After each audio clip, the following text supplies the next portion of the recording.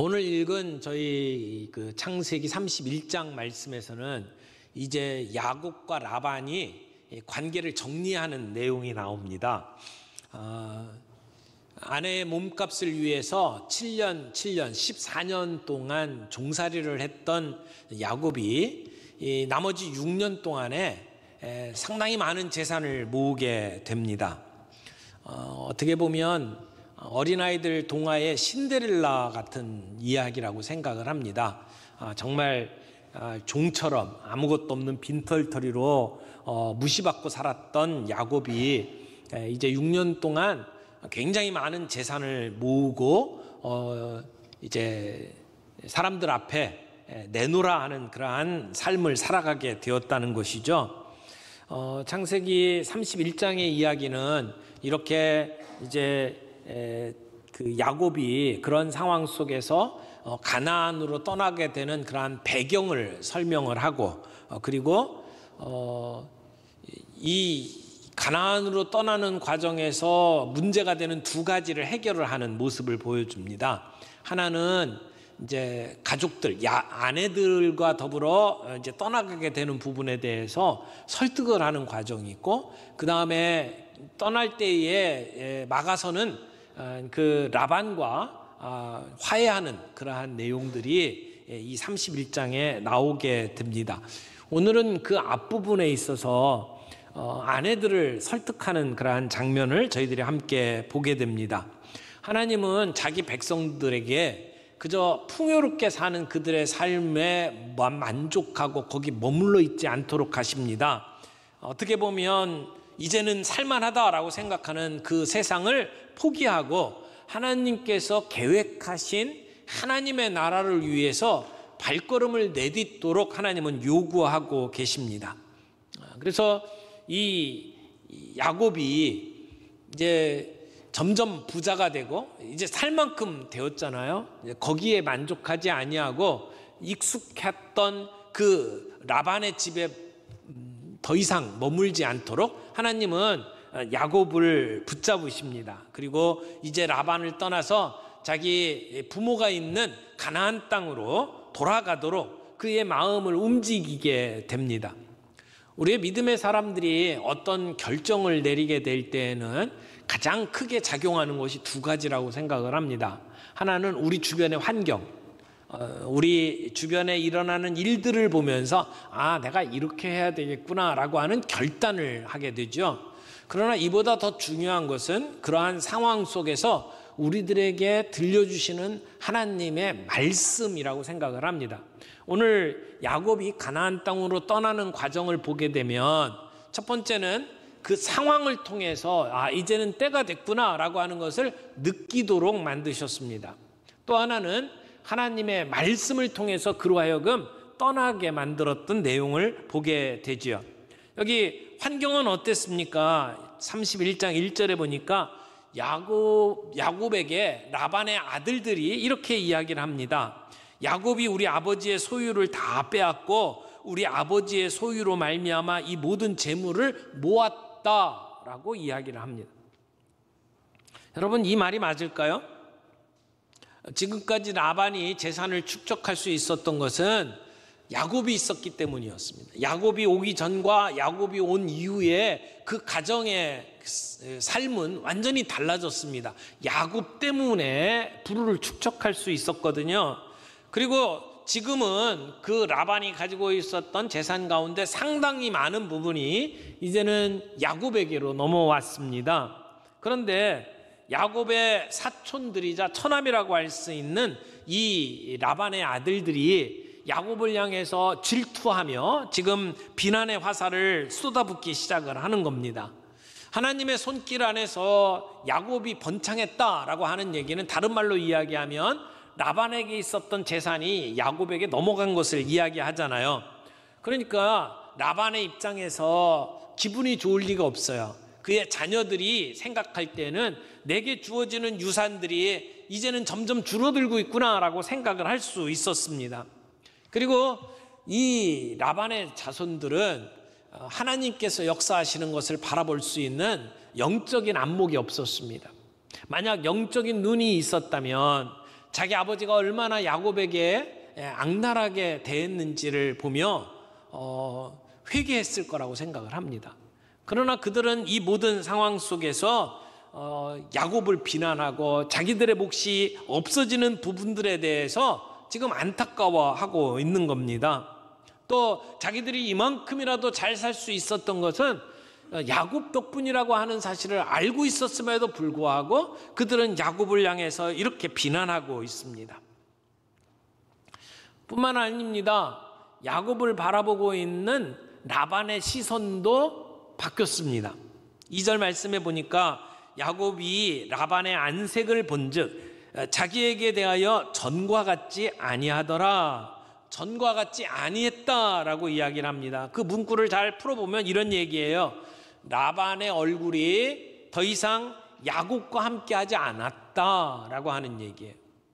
하나님이 야곱과 함께 하셨다라고 할 때는 하나님의 얼굴이 야곱과 함께 했다 이렇게 표현을 하거든요.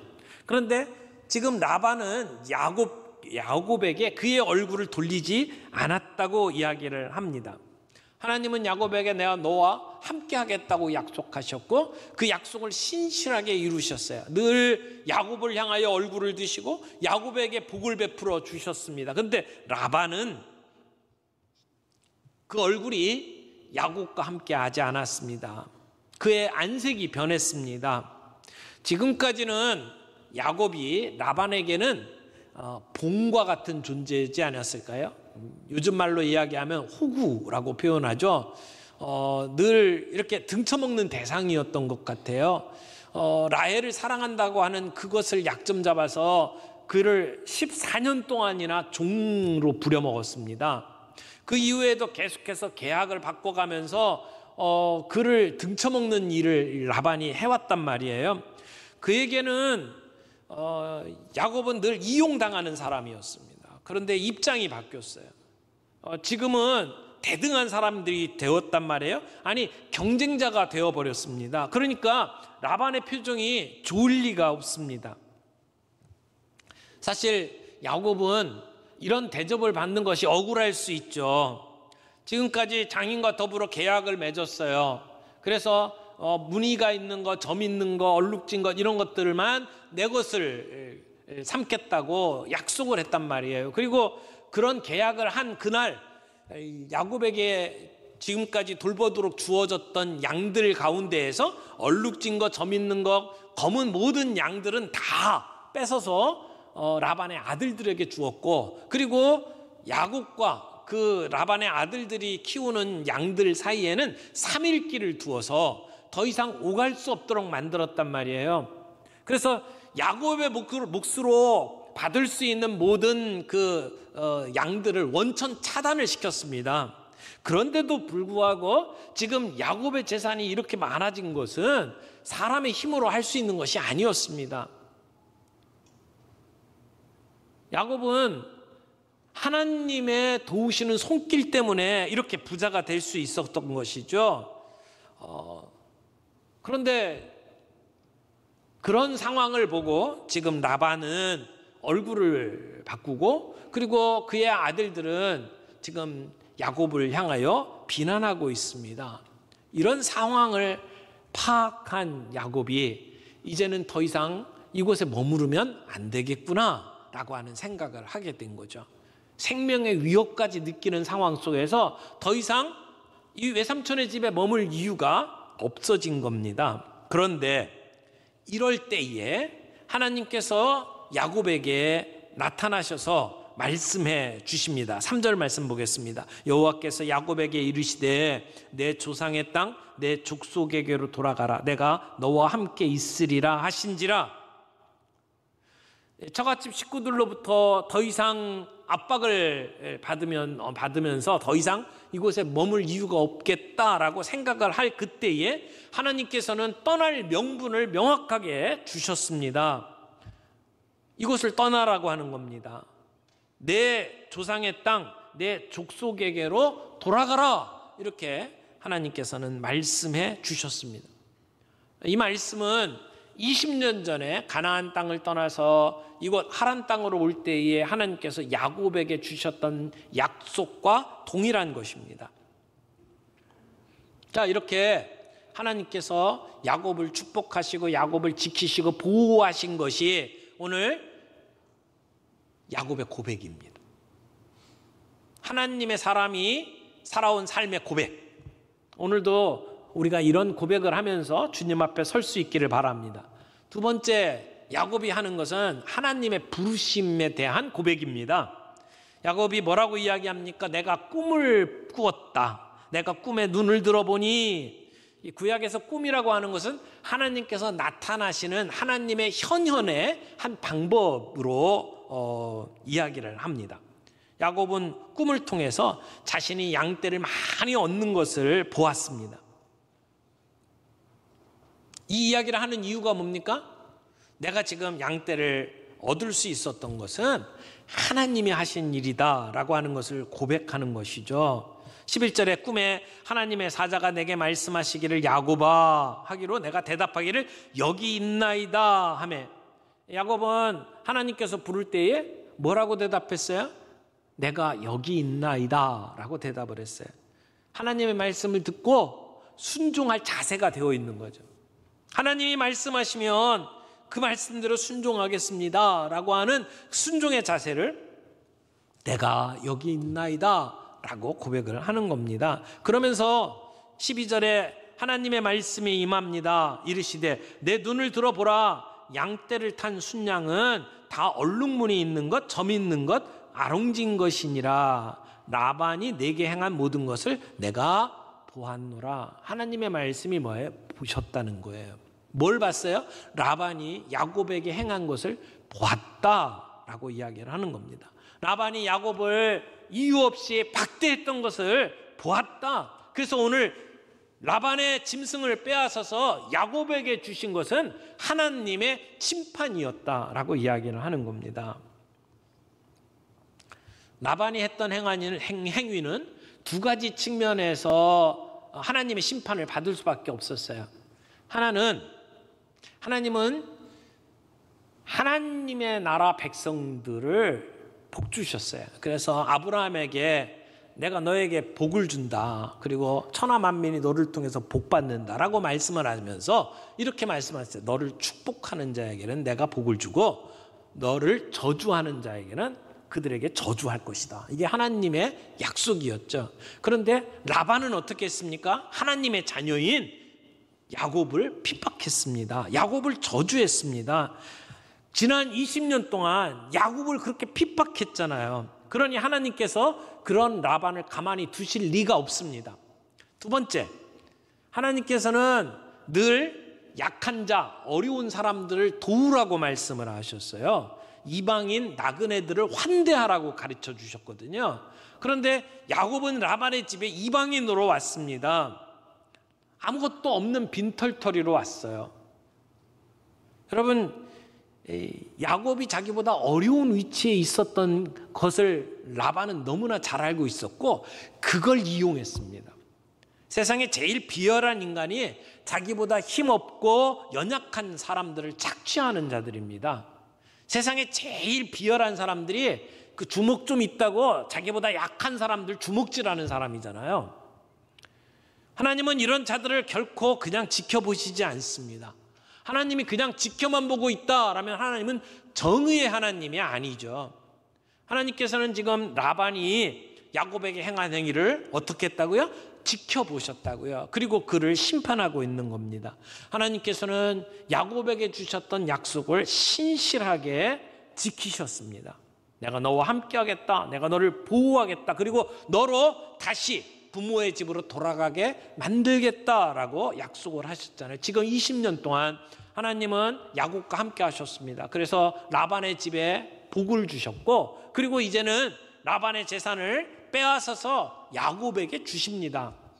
이 모든 것들이 하나님이 함께 하신 약속의 성취지요. 그리고 이제 하나님은 그 다음 단계의 약속을 이루어가길 원하십니다. 이제 내 부모가 있는 내 조상의 땅으로 가라고 하는 겁니다. 고향으로 돌아가라. 이것이 오늘 야곱의 이야기의 클라이막스예요. 야곱은 이제는 떠날 때가 되었다라고 판단하고 자기의 의지로만 떠난 게 아닙니다. 하나님의 명령에 순종하는 마음으로 떠나게 되는 것입니다. 여기서 우리가 붙잡아야 될 진리가 뭡니까? 하나님은 신실하신 하나님이에요. 하나님은 약속하신 것을 반드시 이루시는 하나님입니다. 야곱이 20년 전에 이 땅에 올 때에 약속하셨던 그 하나님께서 지금까지 모든 약속을 이루셨고, 그리고 그 약속을 성취하기 위해서 야곱에게 떠나라고 말씀을 하는 겁니다. 하나님은 약속하시고 그것을 지키시는 신실하신 하나님이십니다. 세 번째로 우리가 살펴봐야 될 것은 하나님의 공의라는 측면입니다. 여기 14절부터 이제 지금까지 야곱이 했던 이야기를 다 듣고 난 다음에 그의 두 아내가 야곱에게 반응을 보입니다. 그들이 말하는 것이 무엇입니까? 14절부터 보면 라헬과 레아가 그에게 대답하여 이르되 우리가 우리 아버지 집에서 무슨 분깃이나 유산이 있으리요? 이건 앞으로 일어날 일들에 대한 고백이에요. 아버지가 우리에게 더 이상 줄 게 없다라고 하는 얘기죠. 미래에 대한 그러한 원망입니다. 그 다음에 15절에 보면 아버지가 우리를 팔고 우리 돈을 다 먹어버렸으니 라고 이야기를 해요. 이건 과거 이야기죠. 아버지가 우리를 팔았다라는 얘기가 뭘까요? 레아와 라헬이 자기의 결혼에 대해서 어떻게 생각하고 있는지를 지금 표현하고 있는 겁니다. 물론 이들이 야곱과 결혼한 것에 대해서 불만이 있었던 것은 아니에요. 그러나 그 결혼을 가만히 보면 아버지가 우리를 팔아먹었다라고 생각하고 있는 거예요. 본인들의 의사와는 전혀 상관없이 아버지가 경제적인 이익을 획득하기 위해서 일방적으로 자기들에게 결혼을 몰아붙인 거예요. 그리고 그 결혼을 통해서 얻어들인 이익은 아버지가 다 가로챈 것이라는 거죠. 물론 자기들이 야곱이 오기 전에도 양떼를 치면서 목자의 노릇을 했어요. 근데 자기들에게 준 게 없어요. 그리고 아버지에게 이용당하고 착취만 당했다는 사실을 이야기를 하는 거죠. 보통 결혼을 하게 되면 신랑이 지창금을 가지고 옵니다. 근데 야곱은 무일풀이였잖아요. 빈털털이었어요. 그래서 지창금을 줄 수가 없었습니다. 그래서 지창금 대신에 그 집에서 7년 동안 종살이를 하겠다라고 이야기를 한 겁니다. 그 당시에 지창금 주던 상례로 따지면 훨씬 많은 돈을 장인이 착취한 겁니다. 그런데 보통은 그렇게 지창금을 내게 되면 부모가 다 갖는 게 아니에요. 딸에게 줍니다. 특별히 결혼을 하고 난 다음에 남편이 죽는다든지 남편에게 이혼을 당해갖고 다시 집으로 돌아올 경우에 먹고 살 수 있는 이 부분들을 마련하기 위해서 얼마 만에 이 자금을 딸에게 주게 되어 있습니다. 그래서 지창금이 다 아버지에게 가는 게 아니에요. 그런데 지금 라반은 14년 동안 일해서 벌어들인 모든 것들을 본인이 다 가지고 있어요. 딸들에게 주지 않았다는 겁니다. 그런 의미에서 딸들이 뭐라고 이야기를 하는 거예요? 아버지가 우리를 팔고 우리의 돈을 다 먹어버렸다라고 이야기를 하는 거예요. 과거에 일어나는 일들에 대한 원망입니다. 그런데 그 다음에 뭐라고 이야기를 하죠? 아버지가 우리를 외국인처럼 여기고 있는 것이 아닌가라고 이야기를 합니다. 이것은 현재 일어나고 있는 일들에 대한 딸들의 원망입니다. 외국인은 가장 학대받고 착취당하기 쉬운 사람들에 속합니다. 아버지가 딸들을 착취하고 그들의 인권을 유린한 것이 마치 외국인을 대하는 것과 같구나라고 이야기를 하고 있는 거죠. 이들이 하고 있는 고백에는 아버지에 대한 원망과 서운함이 그대로 배어 있습니다. 그러면서 16절 말씀을 보세요. 하나님이 우리 아버지에게서 취하여 가신 재물은 우리와 우리 자식의 것이니 이제 하나님이 당신에게 이르신 일을 다 준행하라 라고 이야기를 합니다. 하나님께서 자기 아버지의 재산을 빼앗아서 야곱에게 줬다고 이야기를 해요. 지금 이들의 고백이 뭡니까? 하나님께서 심판하셨다? 하나님의 공의를 이야기하고 있는 거죠. 여러분, 야곱이 하나님의 공의만 이야기하고 하나님의 심판을 이야기한 게 아니고요. 여기 라헬과 레아가 지켜본 가운데 하나님의 공의를 이야기하면서 야곱에게 뭐라고 이야기합니까? 하나님께서 당신에게 명령하신 것을 다 준행하라고 이야기를 합니다. 딸들은 자기 아버지의 재산을 빼앗아서 자기 남편에게 주는 하나님의 공의를 본 거죠. 그래서 그들은 지금 이 일어나고 있는 일들이 하나님이 하시는 것이구나라고 하는 확신을 갖게 되었습니다. 그래서 야곱에게 전적으로 동의를 하는 겁니다. 자기가 살던 집을 떠나서 가나안 땅으로 가는 것 쉬운 결단이 아니었을 거예요. 그런데도 불구하고 그들은 자기 남편을 따라서 가나안 땅으로 가겠다고 결정을 하고 지금 이루어지는 모든 일들이 하나님의 뜻인 것을 인정하고 있는 겁니다. 하나님의 말씀이 야곱에게 임했고 그 말씀은 레아와 라헬에게 전해졌습니다. 우리에게 주어진 하나님의 말씀은 단지 나의 것만이 아닙니다. 우리의 사랑하는 가족들에게 전달되어야 되고 그 누구에게 전달되어야 될 말씀이죠. 야곱은 자기에게 주신 하나님의 말씀을 자기만 갖고 있는 게 아니고 자기의 아내들에게 설명했습니다. 야곱이 힘을 들여서 공을 들여서 두 아내를 설득할 이유가 없었어요. 지금까지 두 아내는 다 지켜봤습니다. 자기 아버지가 얼마나 악랄한 사람인지를 보았잖아요. 그러니까 설득이 필요 없어요. 그냥 야곱이 하는 말에 맞장구를 치고 지금 동의를 하고 있는 겁니다. 그리고 야곱과 함께 떠나기로 결정을 했습니다. 하나님께서 이 모든 상황 속에서 그냥 만족하면서 살지 않도록 만들고 상황을 변화시켰잖아요. 그래서 야곱을 향하여 비난하도록 만들고 그리고 그 야곱을 바라보는 장인의 안색이 변하도록 만드셨어요. 그래서 야곱으로 하여금 이제 떠날 때가 되었구나라고 하는 생각을 갖도록 만드셨을 뿐만 아니라 말씀해 주셨어요. 떠나라. 내가 너와 함께 하겠다라고 말씀을 해 주셨죠. 그래서 야곱은 이제 떠나야 합니다. 근데 해결해야 될 일이 두 가지가 있어요. 하나는 자기의 가족들을 설득하는 일이에요. 오늘 우리 본문은 자기 그 두 아내에게 설명을 하고 설득을 해서 그 동의를 얻어내는 장면입니다. 그런데 의외로 두 아내는 쉽게 동의를 합니다. 재물에 눈이 어두운 나머지 자기 아버지가 자기들에게 어떻게 대했는지를 이 두 자매가 너무나도 잘 알고 있었어요. 그래서 아버지를 버리고 남편을 따라 떠나가겠다고 결정을 한 거죠. 그런데 또 하나의 문제가 있습니다. 이제는 떠나야 되는데 자기 식구들을 데리고 그리고 자기 모든 재산들을 다 끌고 가야 되잖아요. 그러려면 라반이 놔줘야 합니다.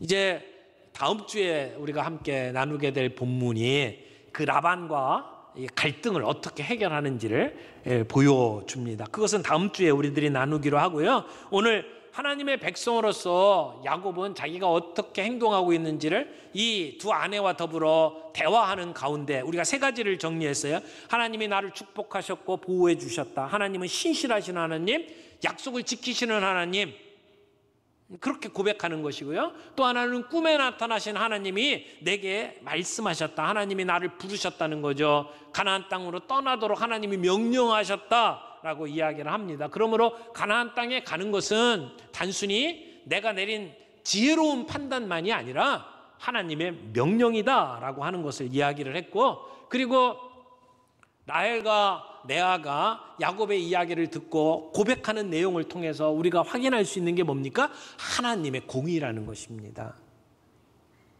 아버지의 재산을 빼앗아서 야곱에게 주셨던 하나님의 역사는 하나님의 공의다. 하나님의 심판하신 것이다. 이걸 두 아내가 고백했습니다. 그래서 이제는 야곱과 그의 가족들이 미련 없이 그 하란의 삶을 정리하고 가나안을 향해서 떠날 수 있게 된 거죠.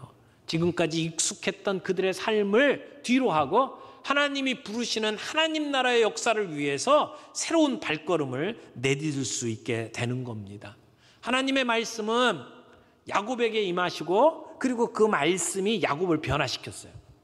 근데 단지 야곱만 변화시킨 게 아닙니다. 야곱의 두 아내까지 변화시켰고 나중에는 그를 적대시했던 라반까지 굴복을 시킵니다. 하나님의 말씀은 능력이 있습니다. 오늘 그 말씀을 하나님이 우리에게도 주십니다. 우리에게 주신 그 말씀을 붙잡고 살아갈 때에 내가 변화되고 우리의 가족들이 변화됩니다. 우리의 대적을 변화시킵니다. 하나님의 그 능력의 말씀을 저와 여러분들이 함께 경험하며 살아갈 수 있기를 바랍니다.